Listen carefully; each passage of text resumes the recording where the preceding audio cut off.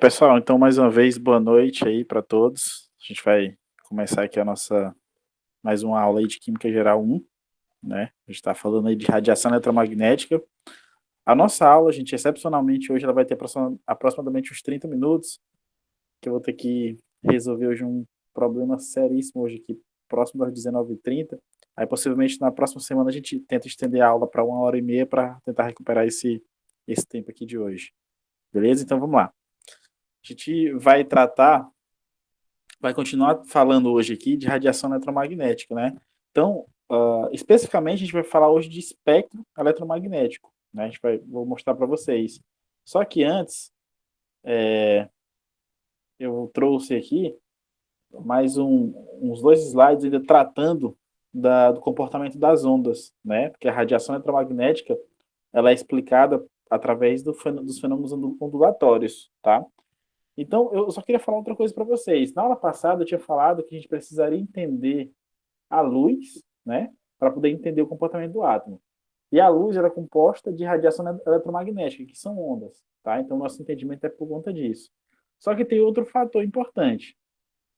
Daqui a pouco que eu falo nas próximas aulas, quando a gente estiver tratando de teoria quântica, de Planck, quantização, lá a teoria quântica de Planck ela foi baseada também em fenômenos ondulatórios, tá? Então toda essa questão aqui das ondas ela vai ser importante quando a gente estiver estudando estiver estudando quantização, tá? Fenômenos da quantização vai ser importante. Então ela tem a questão do estudo das ondas ela vai para essas duas vertentes, entender o comportamento da luz, que é baseado no comportamento ondulatório, e também vai ajudar lá quando a gente estiver estudando quantização, tá? Então essa figurinha que está no quadro, no slide na tela de vocês, é só para resumir tudo aquilo que a gente já tinha comentado, né? A questão do comprimento de onda, né? Deixa eu só pegar aqui uma caneta, tá? A questão do comprimento de onda, né? Que é a distância entre os dois máximos, né? Entre os dois picos, né? E ele é sempre representado pela letra grega lambda, né? A gente já tinha visto isso. Tem a questão da amplitude, né? Que é a distância de um pico em relação à meia banda, né? Em relação a essa linha horizontal que corta aqui a onda, em relação à meia onda, eu falei meia banda, em relação à meia onda, tá? Então, essa distância do máximo em relação à meia onda ou do mínimo em relação à meia onda, tá? Essa distância é aquilo que a gente chama de amplitude. E a gente tem também a direção de propagação da onda. Essa direção de propagação da onda ela vai estar relacionada muito com a frequência, tá? Que a frequência ela mede essa questão da propagação da onda. E essa onda ela se propaga em uma determinada direção, tá? Então isso aí é importante, tá? E aqui eu estou trazendo para vocês, ó, diferentes ondas com diferentes comprimentos de onda e com diferentes amplitudes, tá? Então esse slide aqui que eu também vou estar mostrando para vocês é só para vocês para ajudar a fixar tudo aquilo que a gente já tinha comentado na aula passada, tá? E aí, a gente poderia fazer uma revisão, né, de conceitos ou uns exercícios aqui, olhando para essas três ondas, tá? Então, só uma questão de revisão, como já foi feito no slide anterior. Tipo assim, ele pergunta, qual das ondas mostradas aqui tem frequência mais elevada, tá? E letra B, quais delas têm um comprimento de onda mais longo e quais delas têm a maior amplitude? Então eu queria pedir para vocês que estão aqui na aula aqui agora, para a gente analisar, tá? Essas três possibilidades aí. Beleza, gente? Então, o Márcio tá aí, a Angélica tá aí também, o Pedro. E aí? O que vocês acham? Quais delas aí tem a maior frequência? Frequência mais elevada? A frequência, eu acho que é a letra B, Por quê? AB, né? Porque ela porque ela faz tem mais mais. ciclos por segundo. É. Isso, isso. Vocês dois, o Pedro e o Márcio responderam aí, responderam, né? Quase que simultâneo. A letra B é a que tem a maior frequência, porque a gente tem o maior número de ciclos completos por esse intervalo de tempo que a gente está olhando aqui, por essa janela temporal, né? Se você comparar, né? Ele é o que tem maior ciclos completos. Aí alguém deve estar perguntando, professor, o que é ciclos completos? O número de máximos e mínimos, tá? O número de máximos e mínimos, ou seja, um máximo e um mínimo, a gente chama de ciclo completo da onda. Então, aqui tem o maior número de máximos e mínimos, é essa onda aqui da letra B. Portanto, é a que tem maior frequência. Que frequência é o quê? Número de ciclos completos. Então, a onda da letra B tem o maior número de ciclos completos. E agora, comprimento de onda. Qual delas tem o maior comprimento de onda? O que vocês acham?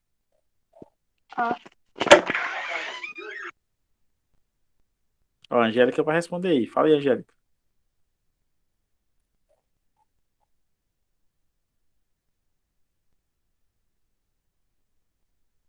Ela falou A, no caso. E aí, o que vocês acham?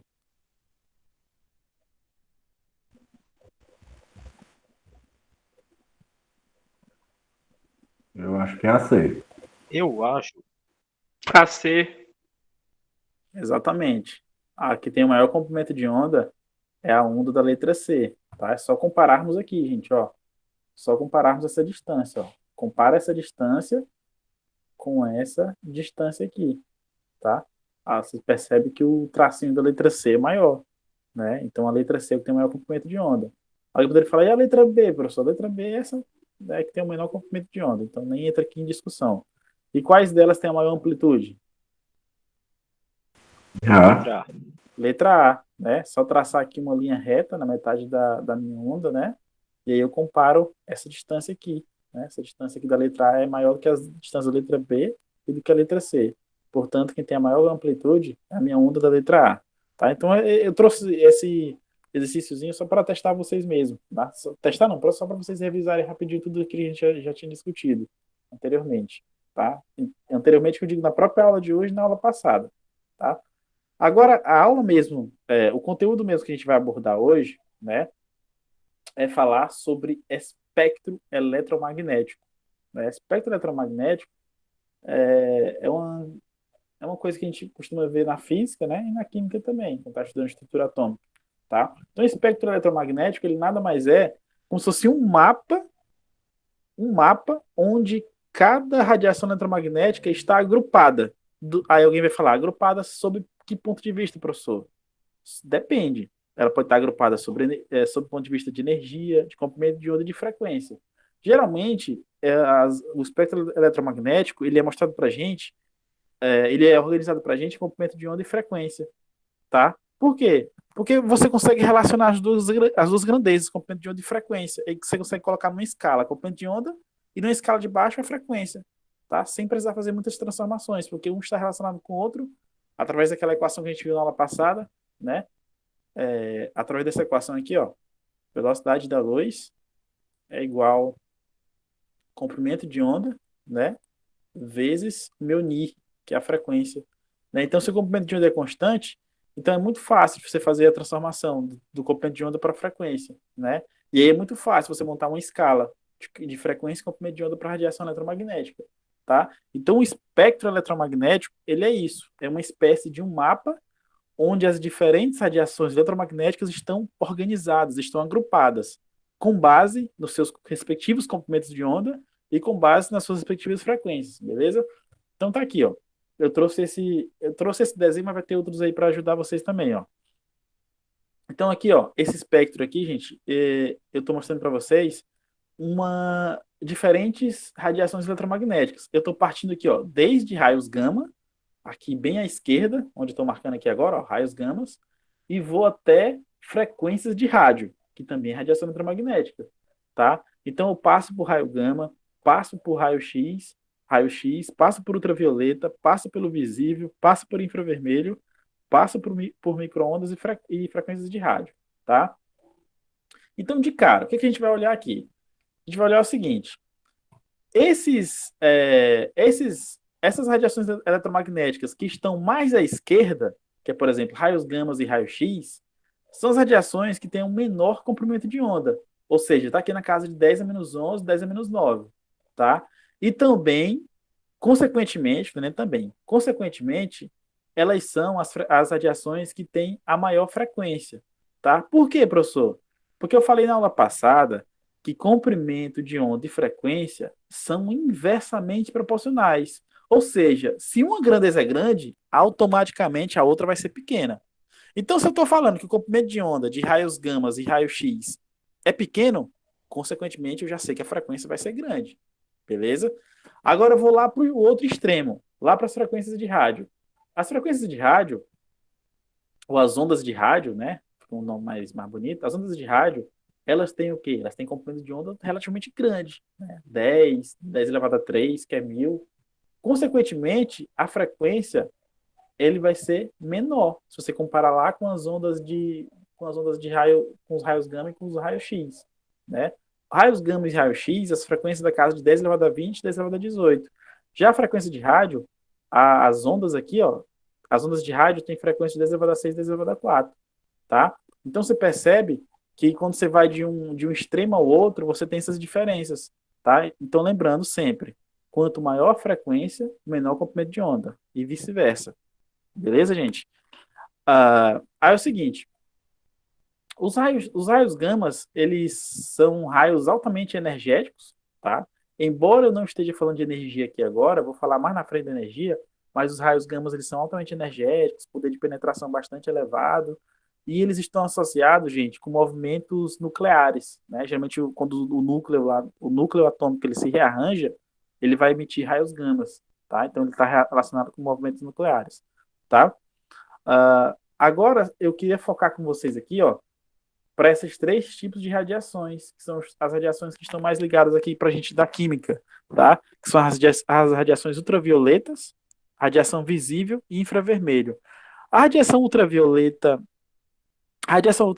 e visível, ela está relacionada muito com movimentos dos elétrons, tá? Lá na eletrosfera. Seja movimentos, principalmente os movimentos de passagens de níveis eletrônicos, né? Quando um elétron é excitado, ou quando ele retorna para o estado fundamental, geralmente ele emite essa radiação no visível ou no ultravioleta, tá? Então, essa região ultravioleta e visível, principalmente o visível, elas são regiões, assim, muito importantes para a química, tá? Por isso que eu falei que ia focar nessas três aqui por enquanto, tá? E o visível, você percebe que apareceu uma janela aqui, ó.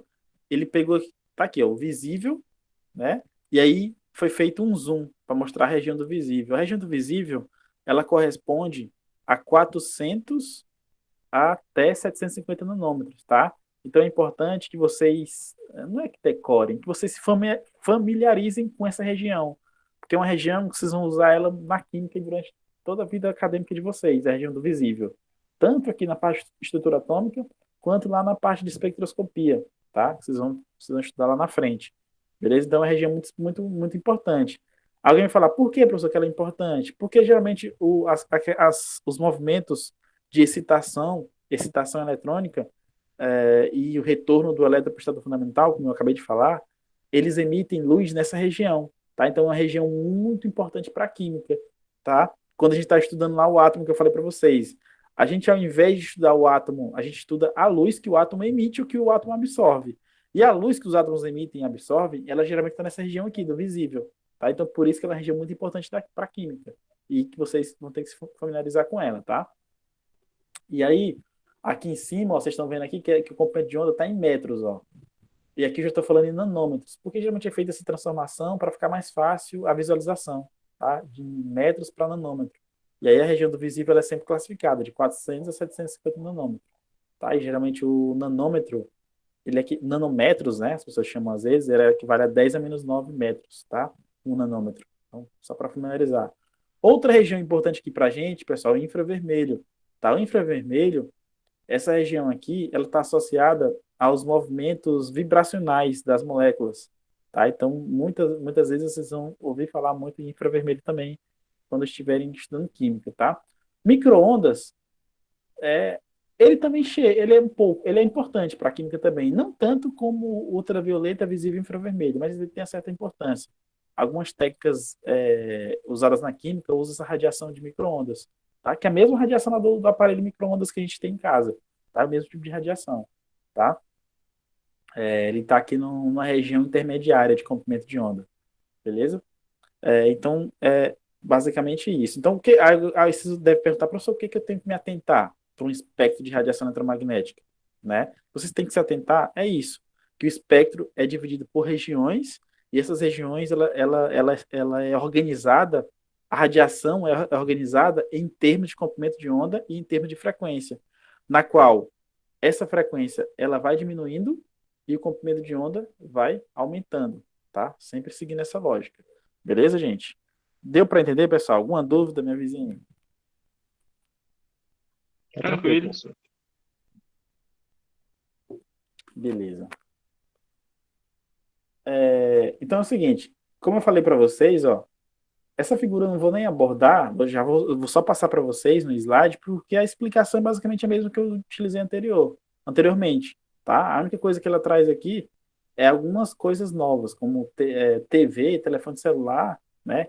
Ele mostra aí em que região está localizado, rádio AM, FM, que tem a diferença, raio-x, tá? Então essa figura aí depois vocês analisem ela com calma, quando eu passar o slide, ela vai ajudar vocês a compreender, tá? Mas ela é organizada no mesmo esquema que eu falei para vocês, ó, em comprimento de onda, em frequência e em baixo tipo de radiação, tá? Então a organização aqui é a mesma. Eu só preciso ver onde é que está o meu mouse. Ah, tá lá em cima. Tá, beleza. Tá. Aí aqui, gente, ó, eu tenho o mesmo esquema, né, que eu acabei de trazer para vocês, que é um espectro eletromagnético, tá? Só para falar uma coisa. Geralmente, ó, essas radiações que têm uma maior frequência, tá? Então tá aqui embaixo, ó. Esses valores aqui, gente, ó, é de frequência, é o meu Ni, tá? Essas regiões aqui que tem a maior frequência, elas são as regiões que têm a maior energia. Só que eu não estou falando de energia agora. E muitas vezes elas recebem a classificação de radiação ionizante, tá? Ela tem o maior poder de ionizar os materiais na qual ela tem contato, tá? Então toda vez que a gente ouvir falar em radiação ionizante, vocês vão lembrar que são as radiações que têm alta frequência, consequentemente têm alta energia. Aí os exemplos, professor, radiação gama, raio-x, tá? Esses são os exemplos, tá? São radiações altamente energéticas e altamente ionizantes, beleza? Outra classificação que a gente tem, já que eu tenho radiação ionizante, consequentemente eu tenho radiação não ionizante. São as radiações mais fracas, né? Que é, por exemplo, as ondas de rádio, né? Ondas de rádio, TV, micro-ondas, essas ondas baixas, que são aquelas ondas de rádio AM também, né? As ondas de satélite, por exemplo, são todas essas ondas são ondas de grande comprimento de onda, são ondas de baixa frequência e são ondas classificadas como menos energética e, consequentemente, ondas não ionizantes, tá? E aí, no próprio esqueminha aqui, gente, ó, ele traz para a gente uma ilustração do próprio comprimento de onda, ó. Aqui, essas ondas dessa região, ó, tem comprimento de onda elevado. Já as ondas dessa região aqui, ó, tem comprimento de onda muito pequeno, né? Consequentemente, são ondas que têm alta frequência. E, consequentemente, o valor mostra isso mesmo. São ondas aqui de alta frequência, ó. 10 elevado a 26, 10 elevado a 25, 10 elevado a 24, né? Então se percebe que são ondas com altas frequências, ondas altamente energéticas, tá? Então essa figura aí, ela mostra isso. E eu trouxe ela justamente por ela ser uma figura bem didática, né? Que traz as frequências, traz a própria ilustração da onda e traz lá em cima também a questão do, dos tipos de ondas, tá? Outra coisa interessante aqui, ó, ele está destacando aqui a luz visível, ó, de 700 a 400, que eu tinha comentado com vocês. Ele traz ultravioleta, está relacionado muito com a energia que vem do Sol, né? Energia solar, beleza? Embora ela está relacionada com a química também. Ele traz aqui o infravermelho. O infravermelho eu falei das vibrações moleculares e tal, da química. Só que um exemplo mais prático para vocês é o controle remoto, né? Aquela luz do controle remoto, ela é infravermelho, né? E antigamente os celulares também, quando não existia Bluetooth, os arquivos eram passados por infravermelho, né? Tinha que parear o celular e apontar não sei se tinha laser na época, tinha que ligar o infravermelho e fazer o compartilhamento de arquivos, né? Não existia Bluetooth, era infravermelho, e na época já era uma tecnologia absurda. Tá? E o infravermelho ele é aplicado até hoje aí na questão dos controle remoto, tá? Tranquilo, gente, até agora, sossegado? Fácil, né? Tranquilo. Eu só tenho uma pergunta. Essas ondas, uma vez que elas surgem, elas sempre continuam no espectro delas ou elas decaem naturalmente com o tempo? Eu digo naturalmente assim, se ela passar por nenhum meio do vácuo, a onda foi emitida lá pelo Sol. Aí ela vai ser sempre. E, Pedro, deu um ruído no teu microfone. Eu entendi mais ou menos a tua pergunta. Eu entendi mais ou menos a tua pergunta. Tipo, Tu perguntou quando, tipo assim, quando a onda surge, se ela vai acabar em um determinado momento, é mais ou menos isso? Não, seria isso que você está dando frequência agora. Mas seria assim, tipo, a onda ela surgiu e ela poderia decair para uma outra onda, tipo a onda de raio-x. Ela poderia cair para uma ultravioleta? Não, não, não, não. Isso não. Isso não. Não existe decaimento de onda, não. De uma se transformando para outra, não. Quando a onda ela surge ali com a característica dela, ela não surge, ela não vai decair para uma de mais baixa energia, não. Não existe isso, não. Entendeu? Por exemplo, não tem como um raio gama virar um raio X, não. Não tem como isso. Certo? A onda em si se transformar, não. Entendi. Agora, teria como eu usar, sei lá, um raio gama e aí fazer ele chocar com algum átomo, alguma coisa para gerar um raio-x. Aí é outra história. Eu estou gerando um raio-x. Agora, o raio gama se transformar em raio-x por decaimento energético, isso não existe, não. Beleza? Mas foi boa a pergunta. Beleza?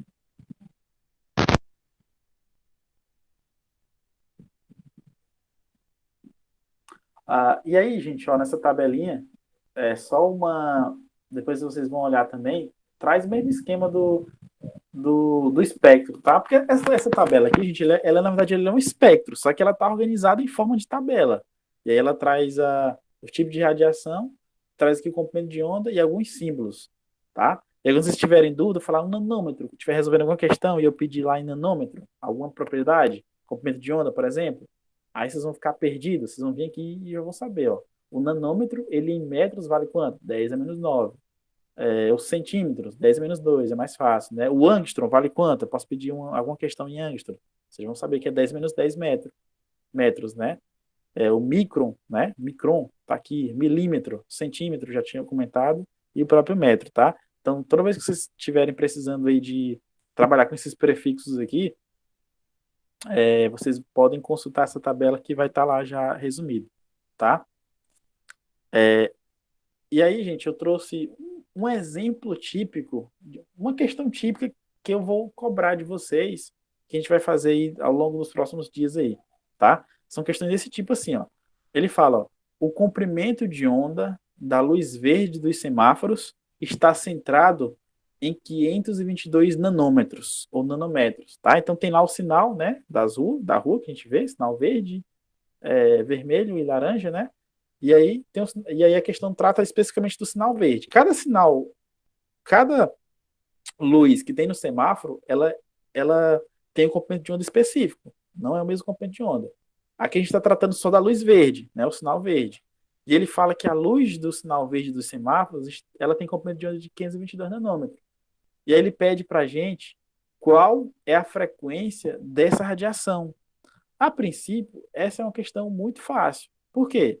Basta usarmos aquela equação que eu tinha mostrado para vocês, né?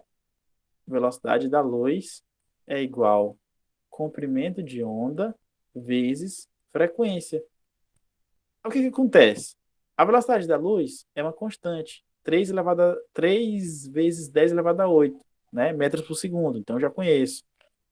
O lambda é o comprimento de onda, que a questão já me forneceu.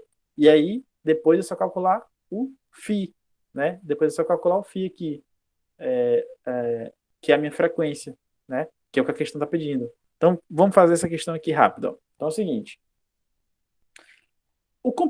A velocidade da luz, ela é fornecida para a gente, ó, a velocidade da luz, que é o Czinho, ela é fornecida para a gente em metros por segundo, tá?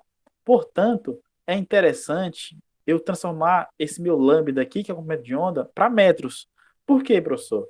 Porque aqui a gente vai trabalhar com uma coisa chamada de análise dimensional. O que é análise dimensional? Vocês vão pegar uma questão, vão jogar os dados na fórmula e vai dar um valor numérico. No entanto, a unidade tem que fazer sentido. Porque se a unidade não fizer sentido, o valor numérico não vai servir para nada.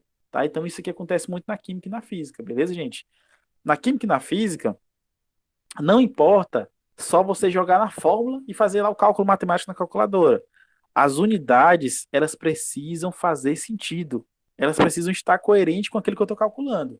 Beleza? Porque se não fizer sentido, todo aquele meu esforço gasto na matemática não vai fazer sentido algum. Aí alguém vai falar, professor, como é que faz isso?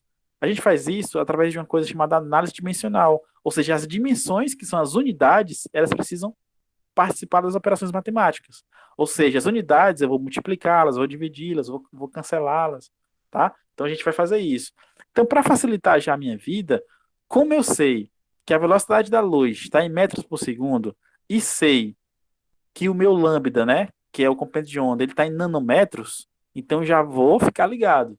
Então eu vou fazer o quê? Já vou transformar o comprimento de onda de nanômetros para metros. Por quê? Porque lá na frente eu já vou poder cancelar com metros que está lá na velocidade da luz. Tá? Então minha primeira missão é essa, beleza? Então tá aqui. Outra coisa, só já recapitulando.